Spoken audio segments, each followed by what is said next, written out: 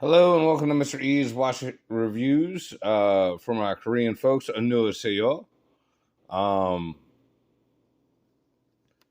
Another 1 year review. I've actually already done the 1 year review on this, but it was on a live show, and I think only like 200 people have seen it. So that's not acceptable.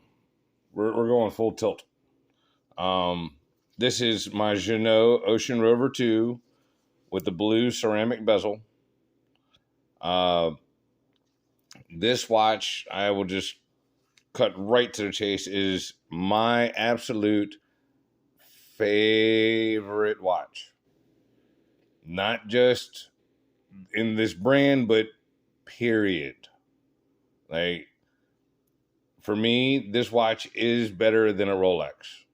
Yes, I said that out loud up front. Oh, shit. Hang on 1 second. Pause that idea. We'll come back to that. Better than a Rolex, definitely. We're doing a watch giveaway. There will be a link to the video that you need to leave a comment on, but if you would like to win this San Martin SN016 GMT with a high beat movement, basically you're going to go to that video, leave a comment, and subscribe to the channel, or make sure you are subscribed. As long as you're subscribed, leave a comment, you're entered, you're good to go. But we're not just giving away that watch. We're also giving away my own bespoke whoop-ass racing GMT. And we're also going to give away my Pagani Batman GMT. Because as you guys saw yesterday, I have the Suggest Batman GMT. And that one is my favorite out of all of them. So, you know, 3 chances to win a watch. I think there's only like 240 comments so far. So basically you got like a 1 in 240 chance, or actually a 3 in 240 chance of winning. So really good friggin' odds. We need like 200 or 300 more subscribers. So if everybody follows the instructions correctly, hopefully it'll be, you know, like $400 or $500 or 400 or 500 comments on there. Yeah. So back to what I was saying. So this is by far my all-time favorite watch. You know, and I know everybody's like, well, it looks just like a Submariner. Yeah, and I've said this a dozen times, but this is the Submariner that they will never make. Basically, it's got all my favorite features from all the years of Rolex Submariners. It's got the ceramic bezel. It's got a buttery smooth, super gliding, like badass bezel. 120 click. Feels just like the newer ones. The older ones don't feel this good. It's got the great big maxi indices. That jet black, inky as fuck dial. Like I said, I already said the ceramic bezel. It's got the good solid end links. Solid links through here, screw links with the gliding system. And I mean, you see, it's just, it works that smooth. It is really that friggin' good. And yeah, like it just pops right up, does everything flawlessly. Now, some folks complain about 2 things on this. They didn't sign the clasp, which to me does not bother me whatsoever. I actually like it better without the little things on here, because that's just more stuff to get caught on clothes and sweaters and dumb stuff. You know, a signed clasp would be kind of cool, but like having Juno across here, it's going to get scratched the fuck off. Because again, you know, as you guys can tell, like I have worn this watch extensively. And yes, I have worn this watch a shitload to the shop. This in my silent service diver, and the other 2 watches you just saw, the SNO109 and the Suggest Batman, those are my 4 most worn watches. Like these are the 4 that I was constantly, I'm switching out between them. You know, and I do wear my Traveler silent service a good bit, but more so now that I put it on a Jubilee bracelet. Like I said, it and the black one that I just got are both brand new with no scratches on them. When I got this and I got the silent service, you know, I just started wearing the shit out of them because I was just so happy to have them, and like they are by far my most comfortable watches. Um, the polishing and everything has held up really good on this. Again, like I said, I know you guys are seeing the scratches and the marks, but like I've probably worn this watch the most, like more than any of the others. This is my go-to. This is my default. It's just, to me, this watch is just absolute fucking perfection. You know, like it's everything I want. You know, and I know some of y'all are like, oh well, it doesn't have Rolex movement. You know what? On that, okay, fuck that shit. This got a Sleeta movement. It's a Swiss movement. Every watchmaker I've talked to says they are comparable. It's not coming from me. I'm not a watch expert. I'm not a watchmaker. You know what I'm saying? Not by trade or anything like that. It's a little hobby. I tinker. But all the professionals I've ever talked to say an ETA is just as durable and rugged as a Rolex movement. So, you know, yeah. Again, you know, this thing runs excellent. We're going to throw it on Timegrapher here in just a second. But the finishing and everything on this bracelet is just so fantastic. And again, let me get up close here so y'all can see, like, you know, this is a year of full send out on the boat, at the racetrack, on, you know, at work. And I mean, the brushing and everything is held up quite well. And like I said, you know, you get it over here. Actually, you still can't see the scratches. But, you know what? I don't give a fuck about them. I love this watch. You know what I'm saying? Like, I just wear the absolute shit out of it all the time. You know, just so y'all, in case you never seen one of these, which I can't believe you hadn't. It's 20 mil here. It's 40 mil across here, but it's actually a little less than 40. It's like 39.7, 39.8. Let's see. I can't remember what the total length is. I want to say it's right around 47. Okay, with the end links, it's 50.4. Without the end links, damn it. Yep, that's what I thought, 47.1. So without the end links, 47. With the male end links, 50. And honestly, like I said, that drops this thing right over the edge of my wrist, and it fits perfect. Like, this is the watch that fits my wrist the most absolute fantastic. As you guys can see, like, it fits just money. Like, totally flat, absolutely perfect. And to me, this thing is perfect in every shape and way form. You know, like, this is one review you guys are probably like, man, he wasn't being very unbiased about it. No, because like, I just absolutely love this fucking watch. Like, this watch is literally everything I want and nothing that I don't. You know, and I know some of y'all be like, oh, what about the, you know, that rumored story past? I don't give a fuck. Fuck that bullshit. And you know what? I've read into it, and it really wasn't that compelling to me. It was super fucking super duper circumstantial and a bunch of fucking hearsay. So, you know, only thing I want to say is that people are like, well, why didn't they sue and this and that? I can tell you why. Because fucking, you got to pay the attorney up front. And if you lose, well, you just lost all that money.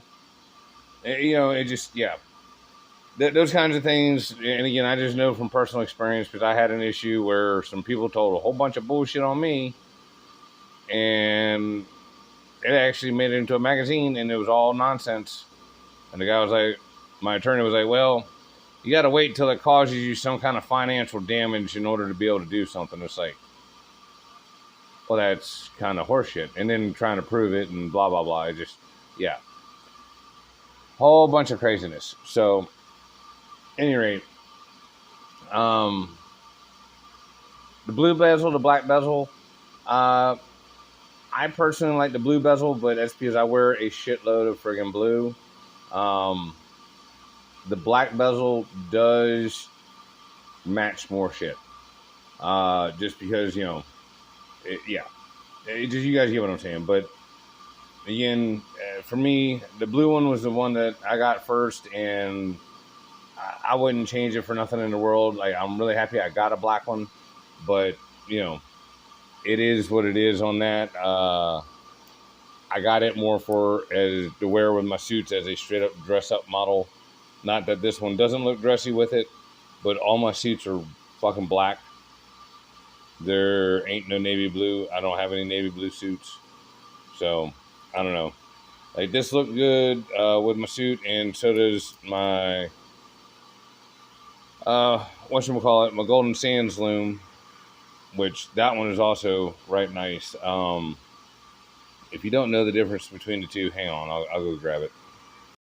All right, just so y'all can see the difference. Like, basically, this is the Golden Sands loom, and it comes with the aluminum bezel. It has, you know, that creamy kind of golden hue to it, kind of like a faux patina, where the glowing Smurf loom is a nice big white indices. Both of these are easy to read.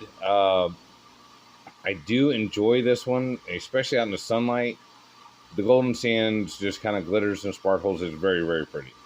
But between the two, this one is definitely the favorite. Again, this is also a no-date model. I haven't had this one a year. I've had it less than a year, but it does have that domed sapphire, which gives you that very cool distortion. And again, no, it doesn't come on a rubber strap. I put it on this because, you know, I like to wear this one. Because I got this one cheaper because I got it secondhand. Although not much cheaper. It was still $1,100. But yeah, basically the Golden Sands loom and the glowing Smurf loom, both, like, this glows green and this glows blue. This lasts longer. This one is brighter for longer. This one is brighter initially, but does not last as long as the glowing Smurf loom. I'll try and get y'all a shot of that here in just a second. But yeah, just so y'all can see. That's the Golden Sands and the glowing Smurf. And I like, or yeah, I'm sorry, Golden Sands, glowing Smurf. I prefer the glowing Smurf. All right, so we're going to throw this bad boy up here on the Timegrapher real quick. Hang on a second, we'll just make an adjustment.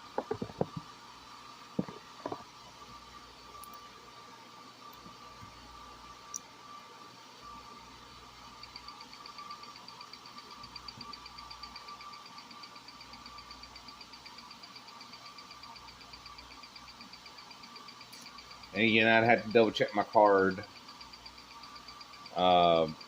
But I want to say this was running -5 after they got done regulating it. If I remember correctly, is what it was averaging, was -5. And that seems like it's pretty accurate. So this watch, like I said, I've magnetized the shit out of this thing. Like, I did it so bad one time, like way early on. I didn't know how to test for the magnetization, didn't have the thing to demagnetize or any of that stuff. Scared the living shit out of me. Like, it was running way the fuck off. Like, I had finally gotten the Timegrapher, put it on there, and it said it was running like plus 160 or minus 160 seconds. It was just ridiculous. Like, it was not anything that I wanted at that point. I thought I had really broke the watch.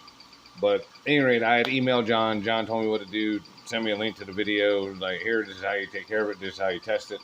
And it was boom, all good to go. Uh, so, bottom line, we'll just keep, wrap this up. Ginault Ocean Rover 2. In my humble opinion, the best fucking watch on the market. If you're into or want a diver, yeah. And I know all you Rolex folks are going to fucking pop a gasket over that shit, but that's my opinion on it, okay? And here's the breakdown as to why I feel that way. Number one, way more affordable. $1,500-$1,600 for this, totally doable and well worth every fucking penny. Availability. I can readily get this when I want.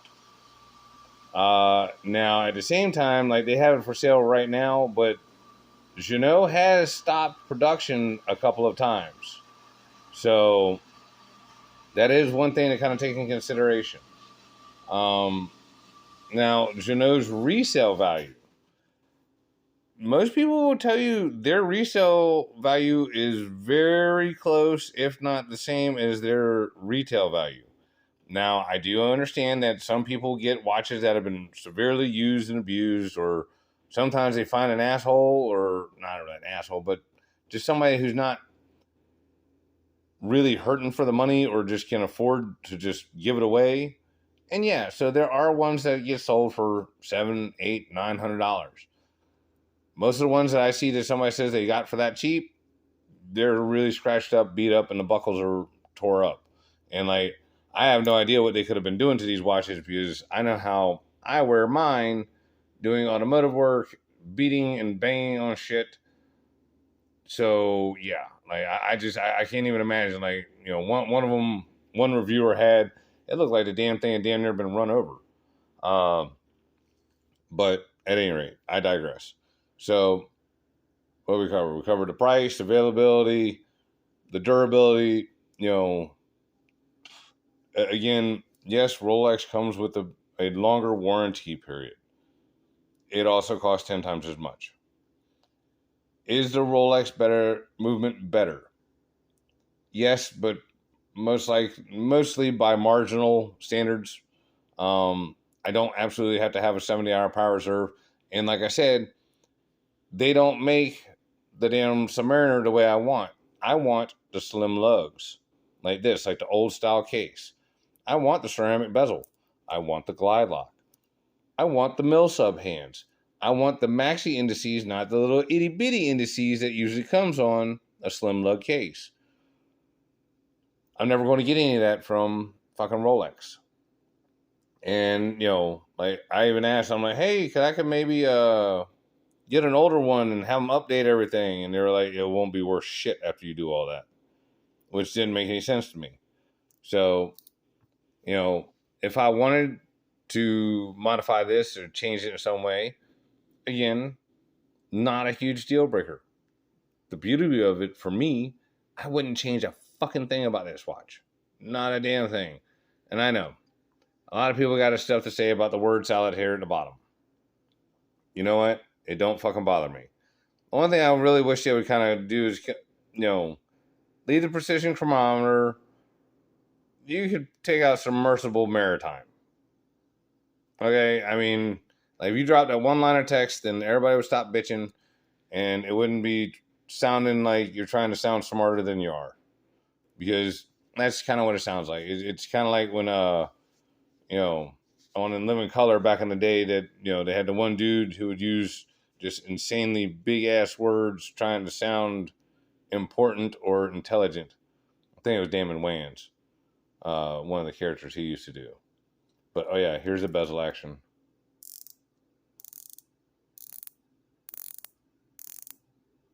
Absolute perfection. It's just so smooth and glides so nice and lines up so perfect. And it's just, yeah. It's got the right amount of tension, everything. It just, yeah, I'm sorry, guys. I can't stop gushing and raving about this watch. It's just, like I said, it is my fucking favorite. Let's see if we can do a quick loom shot and wrap this up. Okay, so I figured I'd hit y'all with a double, or with a surprise, of the double loom shot.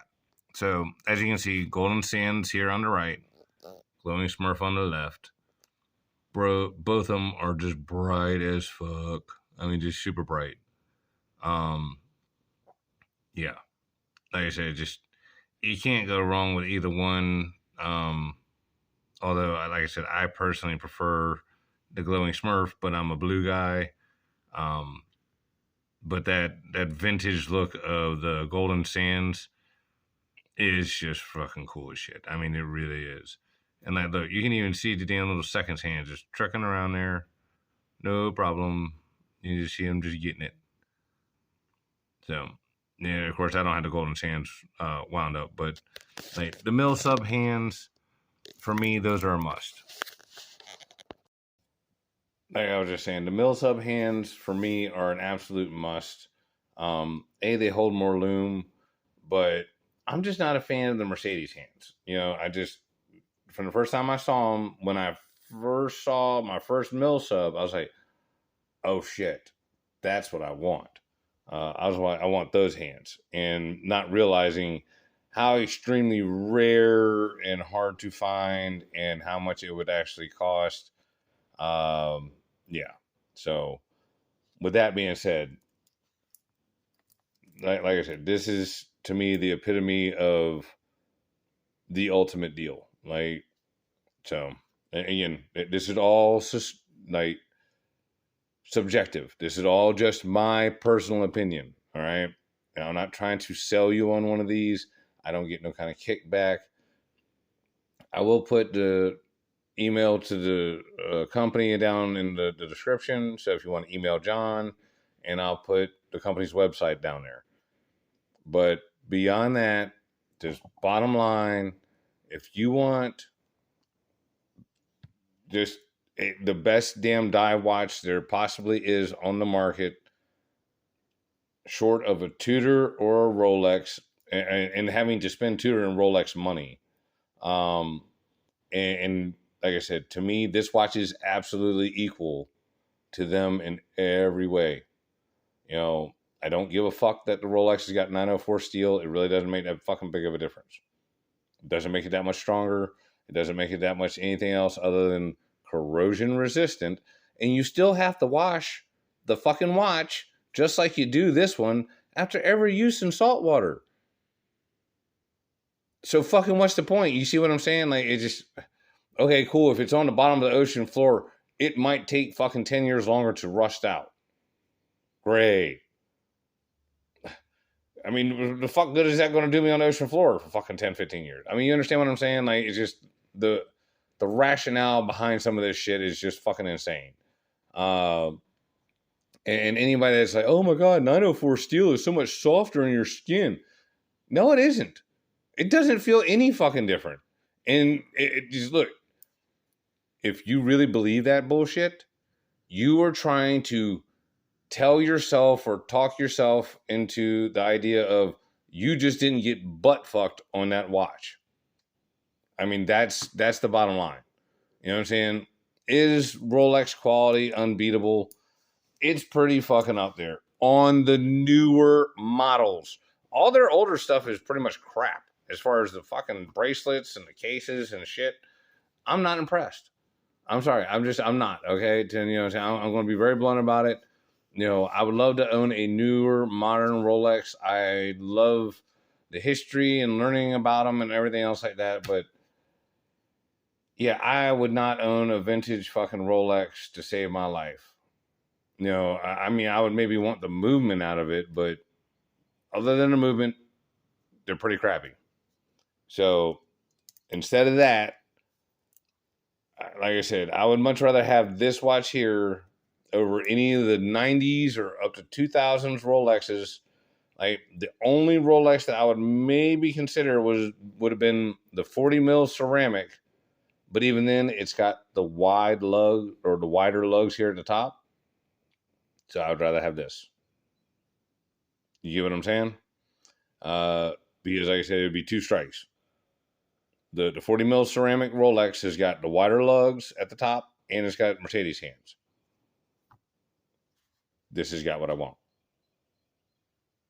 So, and like I said, when I started my journey, I didn't even realize, because I asked the jeweler, the first guy I was really getting to talk to about it. I'm like, hey, could I just do this and do that? And I was like, I heard, I've seen mill sub hand or the military sub hands. I want those, and I want the newer bracelet and all this other bullshit. And he was like, yeah, no, you can't do all that. He's like, well, you can if you can find the parts, but the watch will be completely devalued at that point.